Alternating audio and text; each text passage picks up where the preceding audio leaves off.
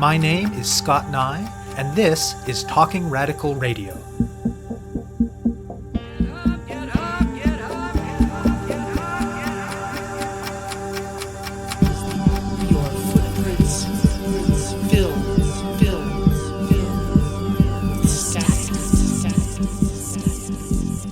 Hello and welcome to Talking Radical Radio, where we bring you grassroots voices from across Canada. We give you the chance to hear many different people who are facing many different struggles, talk about what they're doing, how they're doing it, and why they're doing it, in the belief that such listening is a crucial step in strengthening all of our efforts to change the world. On this week's show, I'll be speaking with Vishan Charamis and Nevoret.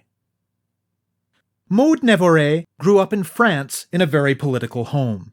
She left school at 18, and rather than going on to university, she and a crew of about a dozen friends, all of whom identified politically as Marxists, decided that they would make their own autonomous grassroots university. They read, they learned, they discussed, they did grassroots political things together. Nevoret also loved rap music, and it just felt like a natural thing to bring that together with the radical ideas she and her friends were filling their days with, as a way to help learn, to help teach, and to share in the broader community. About 5 years ago, she moved to Montreal. At some point, she ended up at a hip-hop show billing itself as the Rap Battles for Social Justice, and she loved it. In fact, she loved it so much that she tracked down the folks who had organized it and insisted that she needed to get involved. Initially the brainchild of a guy named Dan Parker, by this point the Rap Battles for Social Justice events were being organized by a small collective, which soon enough Nevoret joined. Vishan Charamis' path was a little different. His first exposure to social justice issues was through his mother, who's very involved in activism related to the healthcare system. Then when he was in high school, he got into some trouble and ended up in an anti-violence program where he learned way more about issues. And that eventually led him to get politically involved himself. And he first got involved in hip-hop as a teenager too. He and his buddies would have a few drinks, do some freestyling. They weren't all that good at it, but they liked it. As he got a little older, he started participating in a major open mic event that's a regular feature of Montreal's hip-hop scene. At these events, he would rap a lot about social issues. Another rapper who heard him perform there invited him to come out to, you guessed it, the Rap Battles for Social Justice. Charamis was a participant a few times, and then got involved as an organizer. The model for the Rap Battles for Social Justice is simple. They try to do 2 projects per year. Each one starts out with the organizing group choosing a focus. In the early days, it was often connected to climate justice, but more recently they've done events focused on police brutality, gender struggles, sexual violence, consumerism, black history, and more. And each project consists of a workshop and a show. The workshop is usually held at Concordia University, as the group is funded by the Concordia Student Union and the Student-Driven Sustainability Action Fund. The first half of the workshop is about the issue. It's generally led by an organizer or someone who otherwise knows a great deal about the issue for that project. The second half is a writing workshop, where games and exercises and activities are used to teach people how to write raps. Almost everyone who participates comes out of it having written at least one verse. The other component is the show. It generally involves artists from across Montreal's hip-hop scene, and can also include an opportunity for participants from the workshop to perform. The goal is to put on a good show, to raise awareness about the issue in question, and to raise money for a grassroots group or project involved in the issue. Sometimes they give some space for an activist to share a few words. They always ensure that the venue is accessible. And in recruiting artists to participate, they put a strong emphasis on seeking out and amplifying marginalized voices.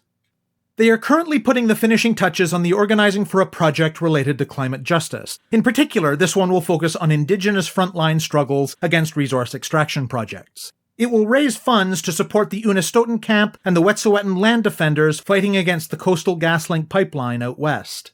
The workshop will be taking place on March 11th, and the show on March 29th. I speak with Nevoret and Charamis about the hip-hop scene in Montreal and about the rap battles for social justice. I'm Vishan Charamis. I'm a rapper and also a graphic artist. I'm one of the organizers for the Rap Battles for Social Justice. And we do a lot of good work around the city. I just dropped my first album, so I'm really excited about that. And I'm merging my schooling, my rapping, and my social work, if you would call it that, I guess, into one thing. So I'm really excited about that. My name is Maud. I'm French. I'm doing French rap. I started to organize with the rap battles for social justice, I don't know, like 4 years ago, 4.5. I've always been an activist and a rapper at the same time, but I've never seen any show like that really mixed both of it. And when I saw it, it blew my mind. So I was like, I gotta get in touch with the people working for this. That's how I became an organizer myself. Right now, we're giving different shows and also a lot of rap writing workshops on different topics of social justice to all kind of audience. Like it can be like kids to old people. It can be in community centers, schools, prison. Yeah, the rap battles for social justice, like definitely our biggest emphasis. It's definitely parity and equality, or equity, I would say, and accessibility. And that's in terms of audience, that's in terms of artists and performers. We make it basically like a strict mandate to make sure that there's equal representation amongst like all parts, like we make sure to have as many, artists of color, and as many women as men. We try to have as many queer artists and indigenous artists as possible, because there's not any of that representation really, or not much of it rather, in most of rap, right? Even in Montreal, we definitely push for that, and we fight for that heavily. The atmosphere of the shows are not like the atmosphere of a real rap battles because it's like very theatrical. We are playing characters kind of. We are playing the bad guy. So it's really like a bunch of rappers getting together and building one show all together. There's no competition. It's very friendly, very warm event. How did each of you get involved in struggles for social justice, and how did each of you get involved in hip-hop? My mom does a lot of work within the healthcare system. And so I guess I was just raised with this, innate militancy for change. My parents raised me to be always like, if you see something wrong, like, do something about it. If you could do something about it, do something about it. So I always kind of had that mentality. And there's obviously a lot of stuff going on in the world, and I always noticed it. And always a lot of stuff going on around me. And then I was like acting up in high school. So they put me in a youth anti-violence program called Love, Viva Violence. From there, I really got firsthand exposure to, a lot more social issues. And so from there, I just kind of started doing more organizational work and more social work. I first got involved with hip hop. It started off as just me and my buddies freestyling, while drunk and stuff. That was it, just a bunch of teenagers, just freestyling. And we weren't particularly good at it, but I really liked it. And I've been writing poetry since, I would say, about 12 when I first started high school. And one day I stopped freestyling, or not stopped freestyling, but I started writing raps and stuff. After a while, I decided to pop out of my shell, and I did my first urban science cipher. The Urban Sciences Cypher is basically, it's a hip-hop event. It's like an open mic event for not only rappers and singers, but also musicians of all kinds. We do some really, really fun stuff there. So I went up there, and I think after my 4th time going, another rapper approached me. And Nazem is also one of the organizers of the Rap Battles for Social Justice. And so he said that he liked my content, and he liked how I, rapped about stuff involving social issues. And he asked if I would be interested in doing a show with them. And so I did my first show with them, and I loved it. And then I did a couple more sets with them. And eventually they asked if I could lend a hand, with volunteer work and stuff. And I just kind of started organizing with them from there. The Rap Battles, it's a collective of very different individuals. So Vishan and me have a very different life, but other people part of the collective have different parkour too. And we all have like very different story about activism and rap. Originally, Rap Battle started with someone named Dan Parker, and he was alone. He organized everything by himself. After 2 years of organizing this, 2 or 3 years, he decided to go on the West Coast to be a teacher. Me, I met him like 4 years ago, and we became friends. And when he told that to me and Nazim, we were like, no, man, you cannot stop the rap battles. And he was like, okay, well, I'm giving all the contact, everything. And if you want to follow with it, like, take it, So that's what we did. So me, it's totally different from Vishan. We have different age too. I'm older than him. So I left school really early. I was like 18. I finished school. I left it. And I always been listening rap when I was a kid. And after I stopped school, I had a bunch of friends and we decided to be Marxist and to make a university by ourselves. Instead of an institution, we were just like 12 people making a university. So as we liked rap, and it's a good way to put a lot of content, we use the rap to express the social justice interest. So, yeah, it wasn't like a party or stuff like that environment. It was very activist. In terms of my family, I was raised by my mother. She had a lot of story with Chilean people. So Chilean that were escaping Pinochet regime and that were themselves activists, like to do a revolution after Allende was killed. So at home, it was really this kind of atmosphere all the time of social justice. I moved to Canada 5 years ago, and when I first see the show, I was just like, oh, this is my dream, come alive, this is so good. So yeah, that's how I got involved. So what is a typical Rap Battles for Social Justice event like? We try to have about 2 events a year, and every event will tackle a specific topic of social justice or social change. There'll be basically like 2 steps to these events, and we like to think of them as projects. The first step would be that we have a writing workshop. It is usually held at Concordia University because they're one of our biggest funders, including the Sustainable Actionability Fund and the Concordia Student Union. They fund us, so they also provide us a space to work within their building, and we offer workshops. The first half of the workshop would be from an expert or an activist that is working in that field, and they will basically give like a crash course on like what's happening and what we could do to make a difference. And then the second half of the workshop is where the rap battles would essentially take over, and we host a writing workshop where we in fact teach people how to write raps. Yeah, but it's more like games, stuff like that. No, yeah, for sure. Yeah. We make it like really, really intuitive. It's fun. It's really engaging, honestly. Like by the end of it, everyone usually comes out with a verse, and it's so warm, right? It's just like a small little community, and we're all just like pushing each other and working together. I would say a good 80% of the people haven't met each other before. And even if they have, like we split up the groups and stuff sometimes randomly, so it doesn't matter. So yeah, so that would be the first half. And then the second half would be the actual show where we work with artists. We always have a live band. And so the band will perform with these artists and we will all rap or sing about the topics at hand.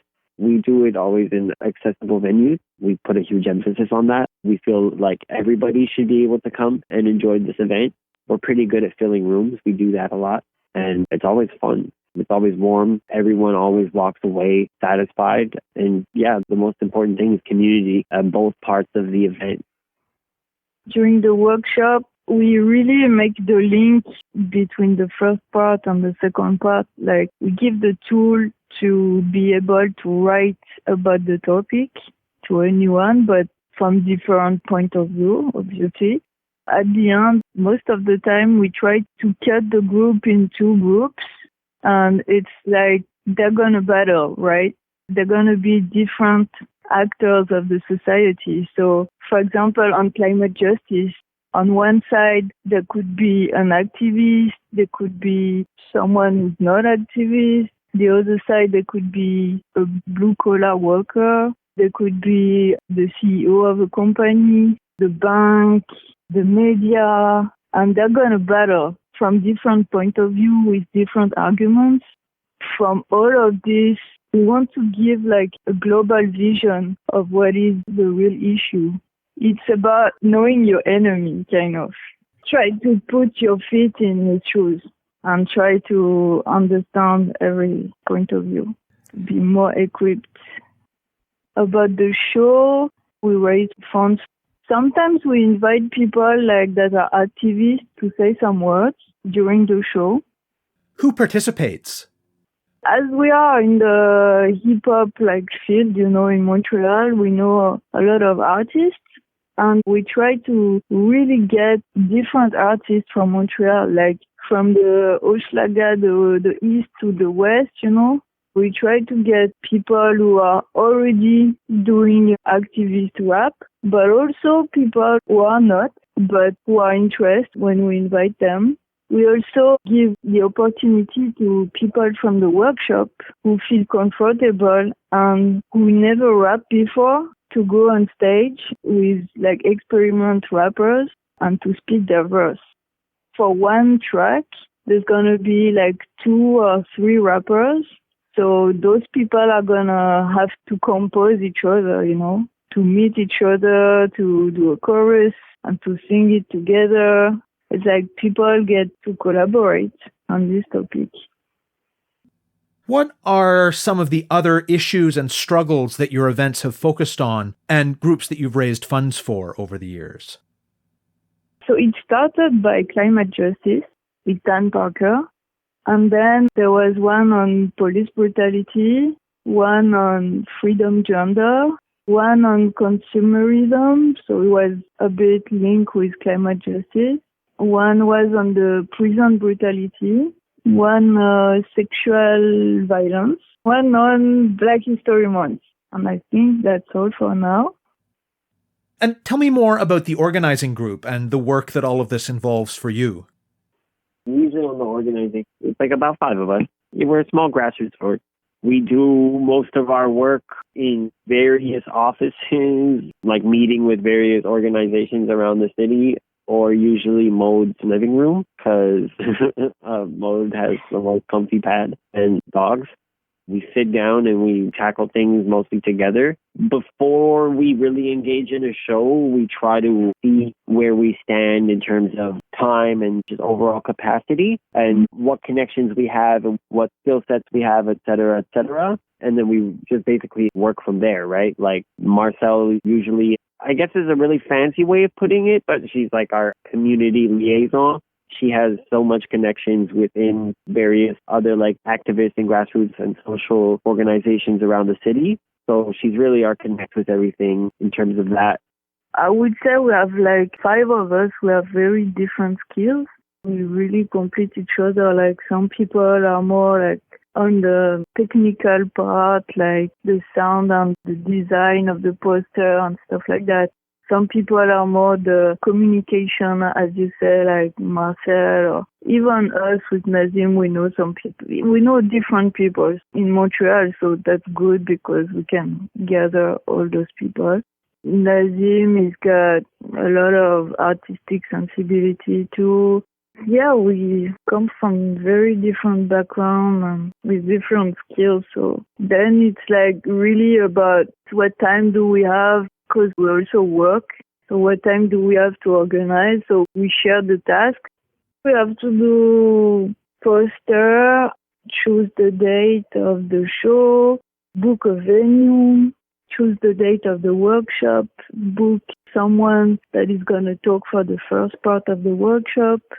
We make a list of artists that we would like to invite, and we invite them. And after that, we make a set list with the band, the music director. We make a set list of songs that would be interesting for the topic, but using the chorus so the audience can sing with the people on stage. And then we ask the artist to write 16 bars on the topic and to choose a beat. And so that's how, at the end of the day, we do the show. Has the group ever put on other kinds of events? So there's a show we did last May. That was a theater. That was a play, but in rap. And that was about the borders. We played it at Sala Rosa on Saint Laurent during the International Anarchist Festival of Theater. That was very, very nice. It was like a musical, but in rap. And did that involve a bit of a different process from putting together your regular shows? Yeah, it was different. So I've been writing like the skeleton of the play, and from it, people choose their character and write their own lyrics, their own verse. So it was very collaborative. We made the show all together. It was a much smaller team. We were only about 10, and there was a little kid too playing. It was very fun. So, stepping back from your own shows for a minute, how do you understand the broader relationship between music, particularly hip-hop, and struggles for social justice? And why do you think it's important to highlight that connection? It just kind of goes hand in hand, right? If you look at any form of art, there's always been some kind of like rebellious aspect to it, and it's always kind of, called into question, the current status quo, right?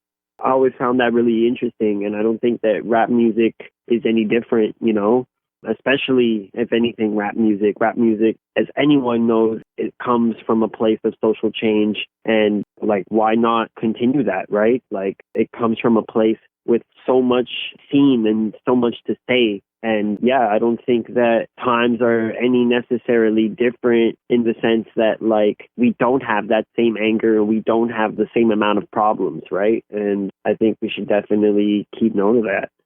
From my point of view, we're doing like specific rap, the conscious rap, I would call it.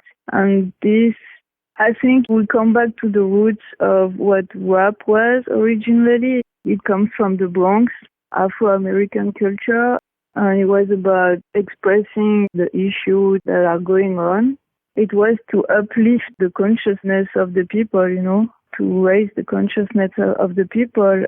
I think we are specifically targeting this kind of music, but also like the music, it's something that at one point like make a communal celebration of something that brings people together, like in a way that I would say it's a bit spiritual too. It's activist, but it gathers people in a nice way. To me, it's really a big connection.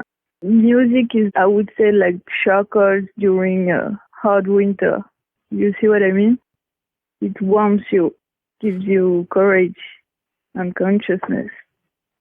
What artists, particularly from beyond the local scene in Montreal, really inspire you by the ways in which they bring hip-hop and social justice together in their work? Oh, man, there's so many. What era are we talking about? Because, we could talk all day about rappers and, social justice engagement. Right now, I'm personally really inspired by Kendrick Lamar, Joey Badass. I think the way that they tackle these issues is so, I don't know, the only word it really is inspiring, right? The way they just bring that whole thing together. From my point of view, it's going to be a bit different because my culture is not very Anglophone, it's more Francophone. On the Anglophone side, I really appreciate the Fugees and Lauryn Hill. I think it's solid base. Then in the French rap, I've been inspired by Fab, Hocus Pocus, Mafia Free, Kerry James, Kenny Arcana, what else? Assassin. I don't have the I Am, but yeah, a little bit. I know I Am is very appreciated here, but yeah, I like it too. Those are called like underground rap in France. And Dan Parker was pretty inspired by that when he started.